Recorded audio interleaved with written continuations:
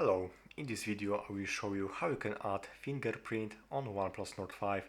So first of all you have to open the settings. From here go to security and privacy. Now go to device unlock and here you can find fingerprint and face unlock. Now go to fingerprint over here and you have to enter your current screen lock password. Now you have to make sure that screen protector you are using is a genuine one. Other screen protectors might affect fingerprint recognition, so you have to keep that in mind. Click Add Now, and from here you can tap your finger on the sensor on the button, and you have to tapping couple of times, just like that. As you can see, I'm tapping it. And you have to do it just like that, couple of times, couple taps.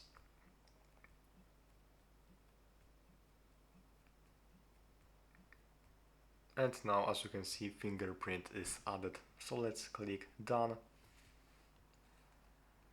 And now let's check how it looks like, as it works. Yes, as you can see, I am able to unlock my phone by using fingerprint. So basically that's all. Thanks for watching and subscribe.